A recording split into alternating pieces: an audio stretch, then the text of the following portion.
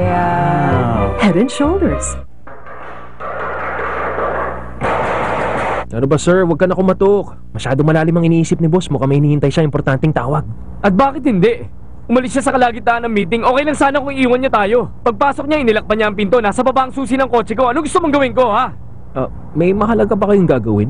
Mukha namang wala kang gagawin ngayon eh. Sandali lang ha. Eh hindi ka naman pupunta sa construction site, di ba? At wala ka ring appointment sa mga client. Sorry sir, may nakalimutan ba ako na hindi ko nasulat? Wala kang nakalimutan. Gusto ko lang umuwi. Umuwi? Si Karen? Hindi siya ang dahilan. Gusto ko lang kasing pagpahingahin ka na. Huh? Para kasing pagod na mga mata mo. Wala na naman tayong gagawin ngayon. Kaya pwede ka nang umuwi na maaga. Pero kung nasa mood ka magtrabaho nga pala ako.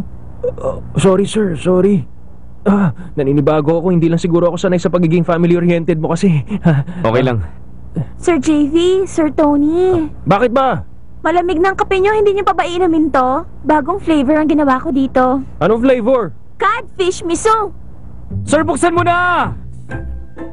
Boss! Boss! I can't believe it. Hindi ako makapaniwala. Yung sinalihan kong dating network, nakakuha na sila ng match para sa akin. Teka boss, di ba may hinihintay ka mahalagang tawag sa loob? Tama ka nga dyan. Hindi ako nabigyan ng pagkakataong huminga. Tapos sinabi nila sa akin na mayroon na akong date. Akala ko wala na akong pag-asa kaya puro lumang brief at medyas sa sinusot ko. Tapos makikita ko Teka, sandali. Relax ka lang. Sa first date, dapat mag-connect ang puso nyo. Hindi yung sa suot mong medyas o underwear. It's not about that. Don't scare her away. Be yourself. Tama ka dyan.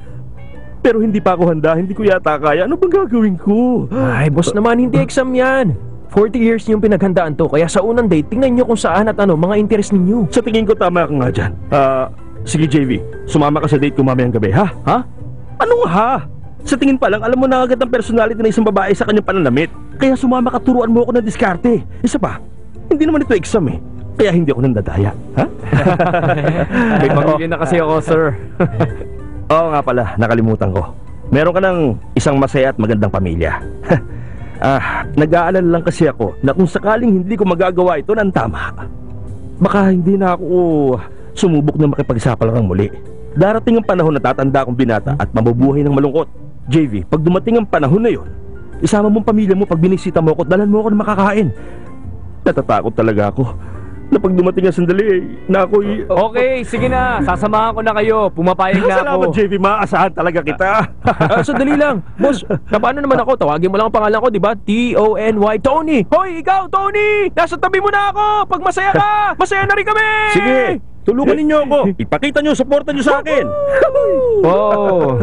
Iinumin nyo bang kape nyo o hindi? Bakit ka nagagalit? Bagong flavor kasi to. Talaga, ano bang flavor yan? Codfish miso. Ganun ba? Bilis, pasok sa loob. Teka lang. Isarado mo pinto, bilisan mo, ilak mo. Ilak mo mabuti yan. Sinabi ng ilak mo mabuti.